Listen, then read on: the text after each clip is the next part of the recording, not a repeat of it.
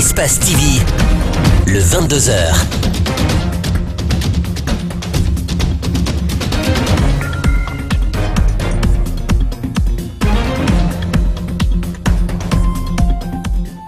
Mesdames et messieurs, bienvenue sur Espace TV. Vous faites bien de nous choisir. Il est 22h et c'est l'heure de la grande édition d'information. Signature à Conakry d'une convention de base axée sur la construction et l'exploitation d'une mine de bauxite et de raffinerie d'alumine en Guinée. La société de bauxite de Guinée en est l'adjudicateur. Les prix des denrées de première nécessité sont-ils restés inchangés à l'approche du mois de Ramadan? Nos équipes de reportage ont fait un tour dans les marchés de la capitale constat à suivre dans ce journal. Et puis la Palestine pleure ses morts alors que Washington se félicite de l'inauguration de sa nouvelle ambassade à Jérusalem. Le gouvernement guinéen a signé ce lundi la convention de base portant sur la construction et l'exploitation de la mine de bauxite et de la raffinerie d'alumine de la Société des bauxites de Guinée. C'était en présence des ministres chargés du budget et de celui des mines. Valek Touré, Koria Bokorma.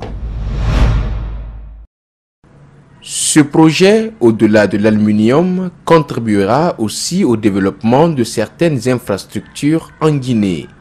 Une politique minière incitative mise en place par le gouvernement guinéen et ses partenaires allemands, avec à la clé la création de 6 000 emplois pendant la période de l'exploitation et 10 000 pendant la phase de transformation.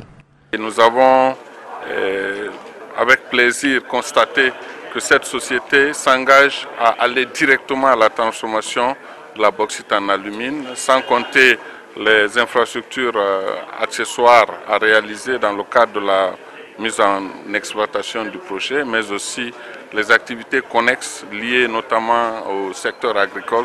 Cet investissement des partenaires allemands est estimé à 1,4 million de dollars, incluant la construction à Kindia d'une usine de raffinerie et développer la consommation et des productions agricoles. Un projet élaboré entre les deux pays avec une production de 8000 tonnes. La société SBG a au cours des dernières années réalisé d'importants travaux de recherche qui ont permis de mettre en évidence une mine de classe mondiale au barrage de Garafiri dans la préfecture de Kindia avec une réserve de plus de 300 millions de tonnes de bauxite estimée. Notre préoccupation aujourd'hui, c'est comment réduire la dépendance de notre économie vis-à-vis du secteur minier. Donc s'il y a une société de ce genre qui décide, parallèlement à son activité minière, de développer des activités agricoles, pour nous, ce n'est qu'une aubaine. On a saisi l'opportunité de développer notre activité ici en Guinée dans plusieurs cultures et ça s'ajoute très bien et montre aussi les possibilités que se présentent pour ce pays. Un projet porteur pour la Guinée dans son domaine agricole avec 5000 hectares prévus, environ 7800 emplois prévus en phase de l'exploitation.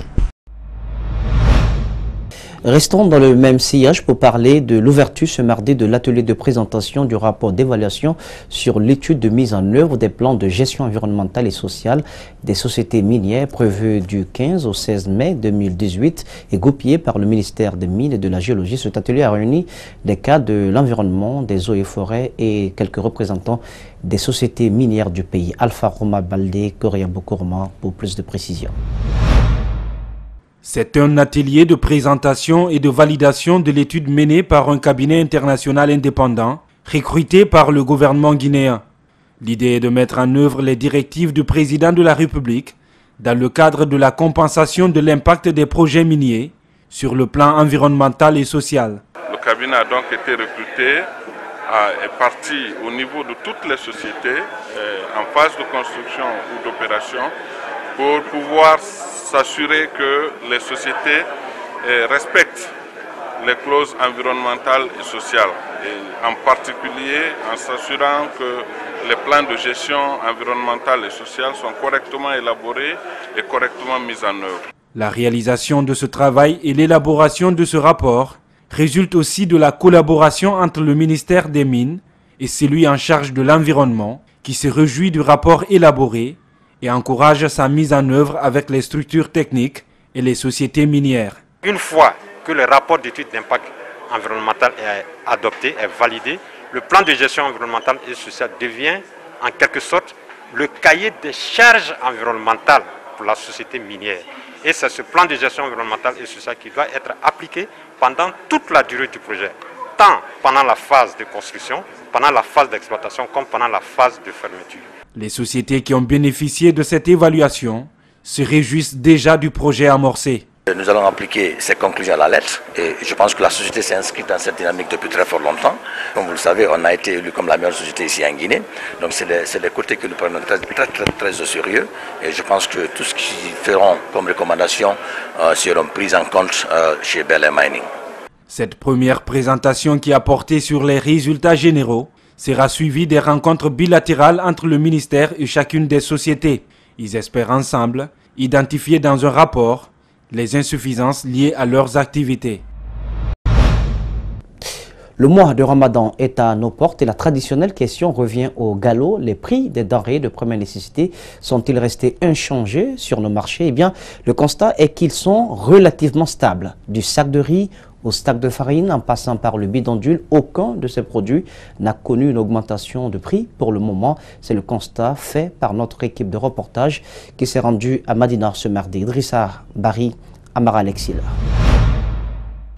C'est à l'issue de la rencontre entre le ministère du Commerce et les opérateurs économiques du pays que ces derniers ont pris l'engagement de stabiliser les prix des denrées de première nécessité pendant toute la période du mois de Ramadan. Pour toucher du doigt cette réalité, nous nous sommes rendus ce mardi au grand marché de Madina. Relativement, les prix sont encore stables à la veille de ce mois saint, précise ce commerçant. Cette année, les prix sont en baisse par rapport au Ramadan passé. Par exemple, le sac de sucre, cette fois-ci, est vendu à 275 000 aux grossistes et 280 aux détaillants. Le sac de farine varie entre 225 et 230 000. Quant au sac de riz blanc, il se négocie à 225 000 et le riz étuvé à 270 000. Cette stabilité, ce n'est pas lié au Ramadan, c'était bien avant l'arrivée du mois saint. Sinon, on aurait vendu le sucre alors à 225 000.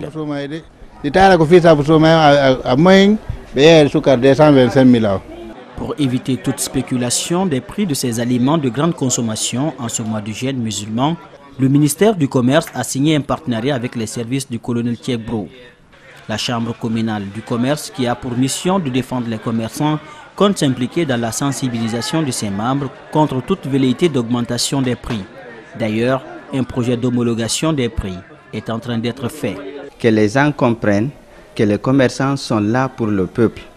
Les commerçants ne sont pas là pour faire du mal à qui que ce soit.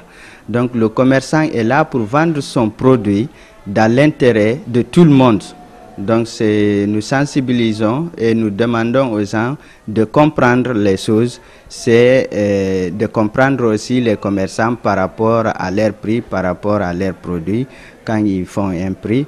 Donc, mais nous travaillons aussi pour que les prix soient homologués sur toute l'étendue du territoire. Le Ramadan commence ce 16 mai. C'est une période de grande consommation de denrées alimentaires pour les fidèles musulmans. Médecine à présent, le professeur Télissi est en détention provisoire depuis lundi dernier dans les locaux des services spéciaux de la lutte contre la criminalité, le grand banditisme. Une action judiciaire est en branle contre ce médecin qui est accusé de négligence dans le suivi d'une patiente. Négligence qui aurait conduit à la mort de plusieurs bébés dont des quadruplés. Et ce mardi, c'est le corps médical à travers l'Ordre national des médecins qui réagit sur cette actualité. On fait le point avec Makiso Alceni Camara. Il faut qu'on ait la décision de justice de première instance pour pouvoir nous adresser au juge d'appel. C'est avec cet appel interjeté que la procédure judiciaire va continuer au niveau de la cour d'appel de Conakry. Déjà, le principal accusé est en détention provisoire aux services spéciaux en charge de la lutte contre la criminalité et le grand banditisme. Pour l'organe consultatif du corps médical, seule la décision de justice pourra établir la culpabilité d'un médecin dans l'exercice de son travail. Le juge n'étant pas médecin, il est très difficile qu'il se prononce sur des questions techniques médicales. Donc c'est à travers une expertise médicale ou des hommes de l'art qui sont commis par le juge et qui vont établir le rapport de tout ce qui s'est passé Et c'est à travers cela qu'on va voir est-ce qu'il y a eu dysfonctionnement, donc est-ce qu'il y a eu une faute. L'image du corps médical guinéen est désormais ternie avec les multiples défaillances enregistrées au sein de la corporation. Pour rectifier cette tendance, le président de l'Ordre national des médecins appelle à l'esprit de discernement. Il y a des médecins qui commettent des fautes, qui commettent des erreurs. Mais de là à franchir le pas pour dire que tous les médecins sont mauvais, les médecins sont des assassins, je crois que c'est trop dit. La déontologie médicale n'interdit pas aux médecins des centres hospitalo-universitaires d'exercer dans le secteur privé, selon le président de l'Ordre national des médecins. Les médecins hospitalo-universitaires ont le droit d'avoir des vacations privées en dehors de leurs heures de travail au niveau du service public. Ça, c'est une disposition du code de déontologie. Joint au téléphone par notre équipe de reportage, le colonel Moussa Kegbouro Kamara, secrétaire général des services spéciaux qui a mis le professeur Télissi aux arrêts, a décliné toute possibilité de communication autour de l'enquête qui est à sa phase préliminaire. Restons dans le domaine de la santé pour parler du service d'urgence du centre médical communal de la Minière qui vient d'être rénové et équipé par l'État d'Israël. Cette assistance dans le domaine sanitaire vise à fortifier les relations entre les deux pays qui avaient connu une interruption récemment. Compte rendu, Malik Sangana Kamara, Abdoulaye Kamara. L'épidémie à virus Ebola a trouvé le système de santé guinéen dans une défaillance totale. Conséquence, plusieurs cas de décès ont été enregistrés dans le pays. Après le passage de cette épidémie, les pays amis comme Israël s'investissent dans le secteur. À travers son ambassade en Guinée, l'unité d'urgence du centre médical communal de la Minière est rénovée et équipée d'outils modernes. Il y a là tous les appareils qui doivent être pour sauver la vie. Vous allez voir autour de chaque lit, il y a les moniteurs, il y a les défibrillateurs, il y a les EKG, il y a l'aspirateur, il y a l'appareil qui compte les gouttes de perfusion, il y a l'oxygénateur qui produit les oxygènes sans ballon. Et il y a tout le nécessaire pour surveiller et pour maintenir les malades jusqu'il va être stabilisé. Les bénéficiaires de ce bijou, qui va permettre d'offrir les soins adéquats aux accidentés et aux victimes de catastrophes, promettent d'être au service de la population. Nous avions assez de problèmes par rapport à la prise en charge des malades que nous recevons, par manque de ces matériels et l'équipement et la formation qui est en cours. À partir de l'instant où nous avons cette unité, nous avons ces équipements, ça va améliorer davantage la prise en charge de nos malades qui viennent user de notre structure. Pour une bonne utilisation de ces équipements, une formation de mise à niveau du personnel est également organisée par le pays donateur. Question, comment protéger les réfugiés en République de Guinée? Une question fondamentale qui s'est posée ce mardi lors d'une activité de sensibilisation et d'information des autorités sur les droits et devoirs des réfugiés en République de Guinée. Il était aussi question de rappeler aux autorités les lois qui régissent la vie du réfugié sur notre territoire. Abdrahman Ba, Ibrahim Assouma. La Guinée est l'un des pays ayant ratifié la Convention de Genève qui régit le statut international des réfugiés. Mais il se trouve que dans la pratique, ces objets de droit rencontrent parfois plusieurs difficultés, notamment leur intégration dans les pays d'accueil et la jouissance pleine de leurs droits. Si son droit n'est pas reconnu, il peut être rejeté pour l'inscription de son enfant, il peut être rejeté au niveau des services de santé parce que simplement il est refusé. Donc c'est pour corriger toutes ces difficultés, cet art que nous avons jugé nécessaire d'organiser cet atelier qui, à mon avis, permettra de sensibiliser les acteurs qui sont en première ligne dans le domaine de la protection des droits et des réfugiés en Guinée. Cette rencontre d'échange va s'accentuer sur l'information et la sensibilisation des autorités sur les droits et devoirs des réfugiés en République de Guinée. Vu le contact qui existe entre eux et les réfugiés, les services de sécurité sont mis au centre de cet échange. Et étant entendu que nous sommes des acteurs en charge de l'application de la loi, les agents qui seront sur le terrain dorénavant pour mieux faire en sorte qu'en Guinée nous puissions quand même faire du respect de la dignité humaine et du droit de l'homme une réalité. Aujourd'hui, la Guinée compte 5000 et quelques réfugiés à sa charge. Les autorités guinéennes mettent tout en œuvre pour qu'ils regagnent leur pays respectif, mais en attendant... Même quand ils sont en conflit avec la loi, notre devoir c'est de les suivre. Et si besoin, de prendre un avocat pour sa défense. Nous avons un avocat pour défendre les réfugiés quand ils sont en conflit avec la loi et quand ils ont des problèmes de justice avec des citoyens du pays. Ces formations visent les autorités, mais les initiateurs comptent mettre ces informations aussi à la disposition des citoyens qui se livrent parfois à la stigmatisation de ces personnes. Le PDG RDA, 71 ans, une occasion mise à profit lundi dernier par ses dirigeants pour rappeler à l'opinion les hauts faits historiques du Parti démocratique de Guinée depuis le premier régime. Il a été aussi question au cours de cette fête anniversaire de l'impasse politique que traverse la Guinée. Mohamed Valectoré, Mohamed Alusseni Camara. Peuple de Guinée, camarades militantes et militants, compagnons de route et sympathisants du PDG RDA, nous célébrons le 71e anniversaire de notre parti dans un contexte national marqué par une profonde crise sociale. En effet, les acteurs sociaux, en particulier les syndicats et les employeurs, à commencer par le gouvernement, sont engagés dans une crise liée à des revendications légitimes des travailleurs.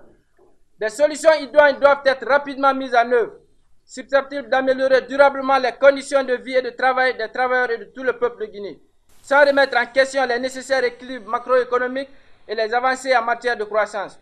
À défaut, l'instabilité sociale et la crispation des uns et des autres pourraient conduire à une situation préjudiciable à la paix sociale, aggravant les difficultés de la vie au quotidien de tout le peuple, en particulier les plus pauvres et les mamans vivant dans la précarité, gelant ou bloquant les investissements des opérateurs nationaux et étrangers, dont nous avons tant besoin pour la relance économique et l'emploi de nos jeunes.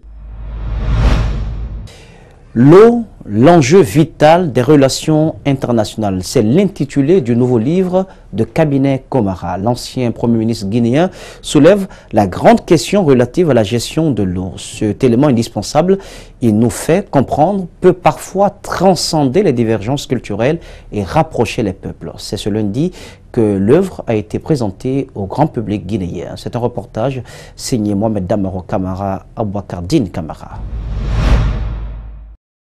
Le livre « Eau, enjeu vital des relations internationales » est l'aboutissement d'une étude, d'une longue réflexion sur les problèmes relatifs à cet élément essentiel et pas seulement les risques qu'il encourt. Ce que l'auteur a tenu aussi à faire remarquer, c'est en premier lieu son rôle fondamental dans le développement de l'agriculture, notamment dans les pays tiers. Il faut savoir que l'eau aujourd'hui, le premier usage c'est l'agriculture. Près de 60% de l'eau est consommée par l'agriculture. Ensuite l'industrie, la consommation urbaine et l'écologie. Nous avons une agriculture qui n'est pour le moment pas très demandeur d'eau. Pourquoi? Parce que nous ne construisons pas de barrages, nous ne faisons pas d'irrigation. Donc si nous voulons que notre agriculture se développe vite, il faut que nous ayons des techniques qui intègrent la retenue de l'eau et l'utilisation de l'eau. Mais il faut que cette eau soit utilisée de manière rationnelle. Dans ce livre préfacé par le président sénégalais Macky Sall, la gestion intégrée de l'eau n'a pas été occultée. La Guinée, sous le premier régime, avait déjà eu cette vision et a initié l'autorité des fleuves Niger, quoique les besoins en eau des populations guinéennes restent encore insatisfaits. Notre problème en Guinée et dans la sous-région, c'est que nous ne manquons pas d'eau, mais c'est le traitement de l'eau, comment amener l'eau à la disposition des populations qui est le grand problème. Ce gap-là, on ne peut le combler qu'en faisant des investissements massifs. Eau, enjeu vital des relations internationales, alerte aussi l'humanité sur la diminution et la disparition des ressources disponibles. L'auteur y partage également son expérience à la tête de l'EMVS, une organisation qu'il a dirigée pendant 4 ans. Dans le même sillage, 3 points de lecture ont été inaugurés lundi dernier à Conakry. Ces infrastructures fruits de la coopération guinéo-japonaise s'inscrivent dans le cadre de Conakry, capitale mondiale du livre, ce grand événement littéraire qui s'est achevé officiellement le 22 avril dernier. Le reportage est signé Mohamed Soumam, Aboubakar Din Camara. Sur les 5 points de lecture réalisés entièrement aux frais du Japon, seuls 3 ont d'abord vu le jour. Celui de Afia Minière, Dixin Centre et de l'Andrea. Il n'y a pas suffisamment de points de lecture, c'est-à-dire il n'y a pas suffisamment de points de nourriture pour les enfants qui nourrissent les cerveaux. Lire, lire, lire, ça c'est essentiel pour les enfants surtout. En Guinée, le manque de bibliothèques dans les écoles a toujours constitué un frein à l'apprentissage des apprenants. Grâce à Conakry, capitale mondiale du livre, et aux partenaires qui ont répondu favorablement aux différentes sollicitations, ce problème est en train d'être progressivement résolu à la grande satisfaction des férus de la lecture.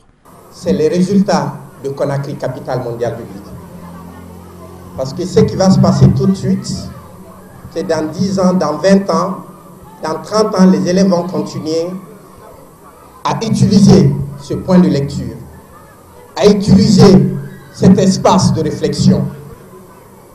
L'ensemble des enseignants, des enseignantes, des élèves et parents d'élèves vous adressent à travers toutes les autorités d'éducation nos sincères remerciements et notre profonde gratitude pour l'implantation du point de lecture pour les élèves, enseignants et parents d'élèves. La réalisation de ces infrastructures a coûté plus d'1 milliard de francs guinéens au Japon. L'UNESCO a bien voulu à son tour les équiper en livres. Des gestes qui vont sans doute contribuer à la promotion de l'alphabétisation en Guinée. La sous-préfecture de Dongoltoma, située à 60 km de Pita, a été victime d'un incendie fin 2017. Une centaine de cases et leur contenu parti en fumée, décimés par un feu mystérieux. Les ressortissants de la localité et les personnes de bonne volonté se sont donné la main pour assister les sinistrés. C'est le district de Douki qui a servi de cadre à la remise officielle des dons. Mamadou Kalisso, Tierno Sadouba. Entre septembre 2017 et février 2018, 4 districts de Dongoltoma ont été victimes d'incendies. 6 mois durant, des centaines de cases et leur contenu et quelques maisons ont été incendiées, laissant des centaines de personnes sans abri.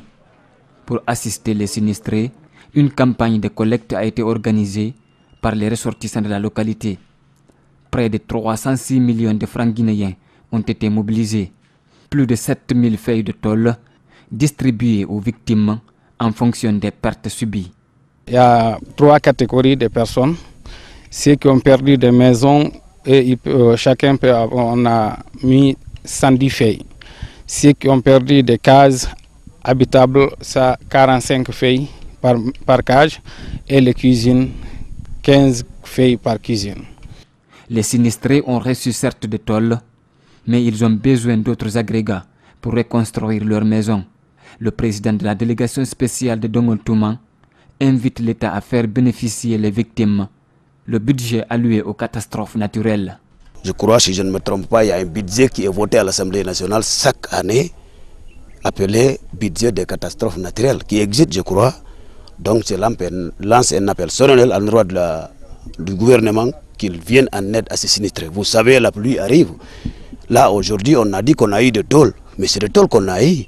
Mais il leur faut autre chose encore, parce qu'il faut trouver autre chose pour mettre l'épaule dessus. Selon le sous-préfet, les autorités sont informées de la situation. Le dossier serait actuellement au département de l'administration du territoire. Il exhorte le gouvernement à accélérer le dossier. Nous prions le gouvernement, nous prions les personnes de bonne volonté, les ONG, à continuer à assister les populations sinistrées de Dongoltoma. C'est le district de Douki qui a abrité la cérémonie de remise. Quant aux habits et vivres, ils ont été distribués aux ayants droit au fur et à mesure de leur collecte. Et puis dans ce même élan de générosité, avec cette fois une certaine dose de reconnaissance, les anciens étudiants de l'Institut supérieur des mines et de la géologie apportent leur soutien à cette première école des mines en République de Guinée. Ils ont procédé le week-end dernier à la remise d'un lot d'équipements à la direction de l'Institut en présence des chefs de département. Fodéoma Kamara, Salifou Lifosissé. Ce geste humanitaire de la 32e à la 45e promotion, regroupé en association des ingénieurs de mines sortant de l'Institut supérieur des mines et géologie de Bouki, est composé de 100 gilets et de 100 casques.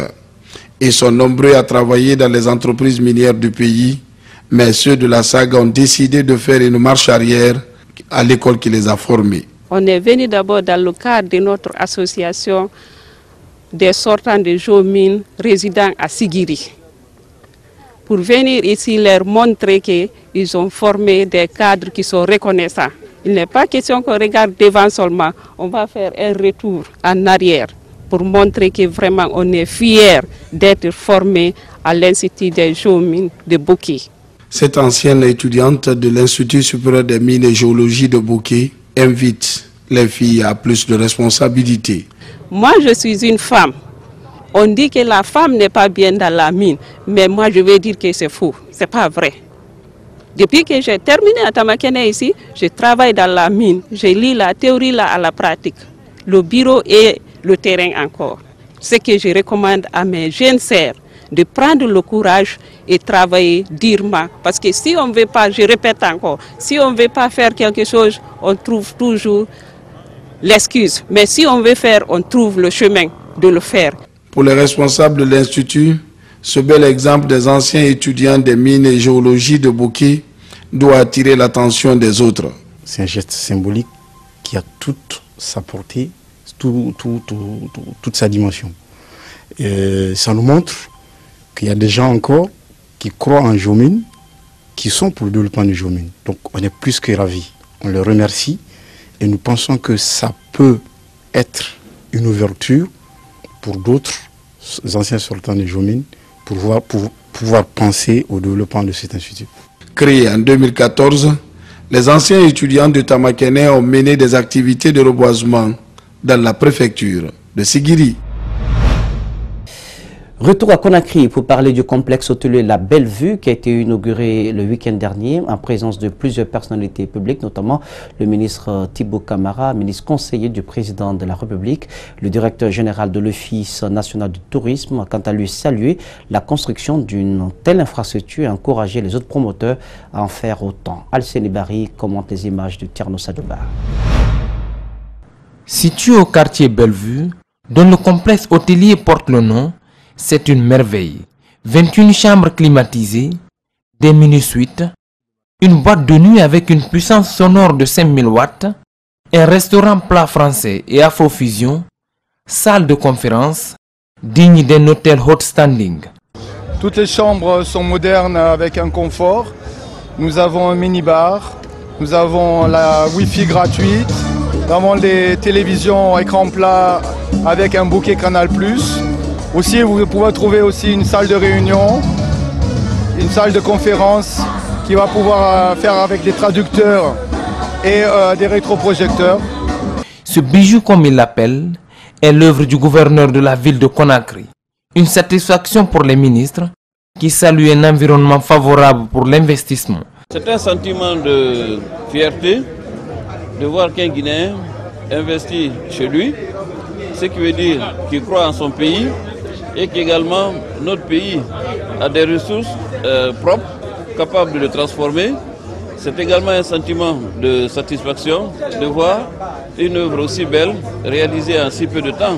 En ce qui concerne le tourisme, l'atout est considérable.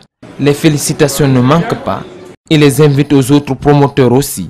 C'est de faire comme cet heureux promoteur qui aujourd'hui contribue à la croissance économique et à l'emploi des jeunes, parce que au Bammo, c'est un complexe qui va employer au moins 100 jeunes guinéens.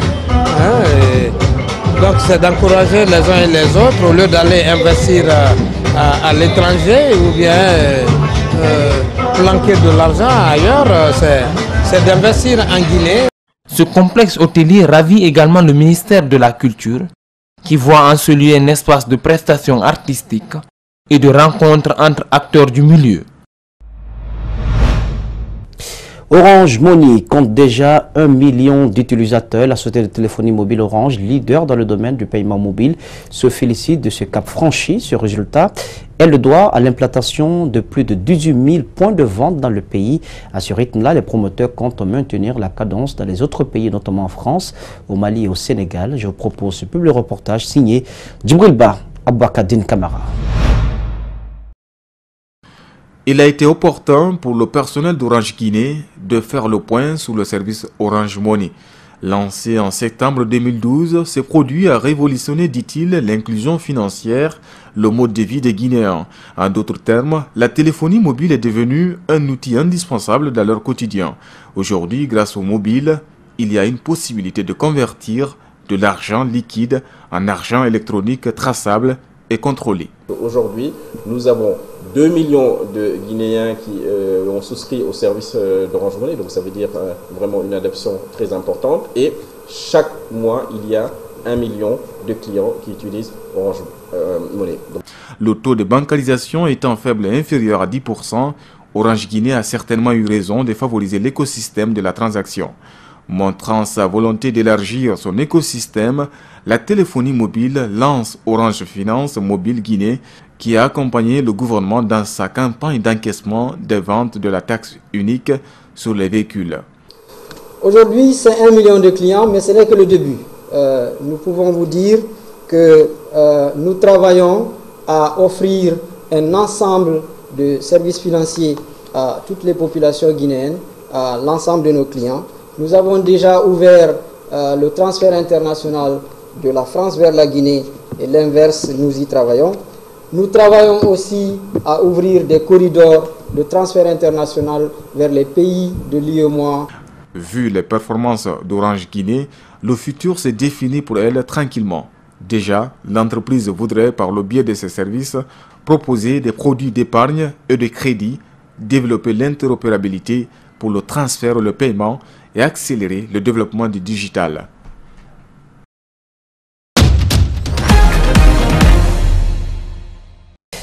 L'actualité à présent dans le reste du monde. Les États-Unis ont officiellement inauguré lundi dernier à Jérusalem leur nouvelle ambassade en Israël. Resté à Washington, le président américain Donald Trump s'est exprimé via vidéoconférence lors de la cérémonie d'ouverture pour réaffirmer l'engagement des États-Unis pour la paix.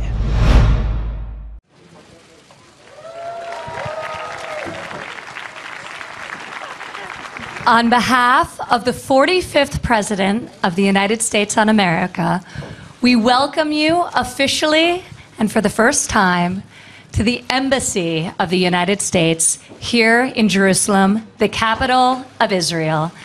Thank you.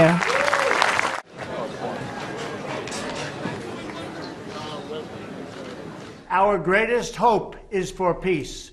The United States remains fully committed to facilitating a lasting peace agreement, and we continue to support the status quo at Jerusalem's holy sites, including at the Temple Mount, also known as Haram al-Sharif.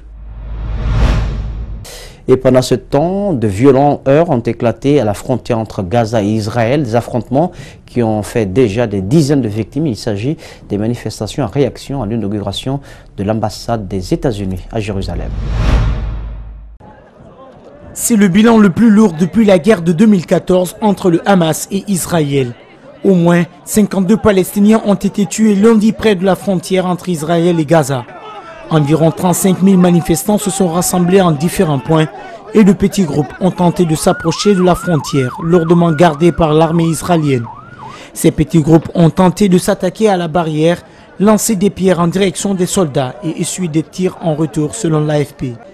Depuis le 30 mars, les Palestiniens manifestent chaque vendredi pour demander le droit au retour, c'est-à-dire la possibilité de retourner dans leur maison, abandonnée en 1948 lors de la guerre ayant suivi la déclaration d'indépendance d'Israël le 14 mai de la même année. Ces manifestations devaient culminer ce lundi avec l'inauguration de l'ambassade américaine et mardi avec la commémoration de la Nakba, la catastrophe en arabe qui rappelle le souvenir de l'exode palestinien en 1948. Voilà donc comment prend fin cette édition d'information que j'ai eu grand plaisir de vous présenter. Au cadrage pour vous, Alex Amara Silla était présent, la régie Lamine Sidibé, le tour sous la supervision technique d'Ali Kabé de Francis Collier. L'info, ne l'oubliez pas, c'est aussi sur espace-tv-guinée.info. Passez une agréable soirée en compagnie de nos programmes sur Espace TV, la télé de notre planète.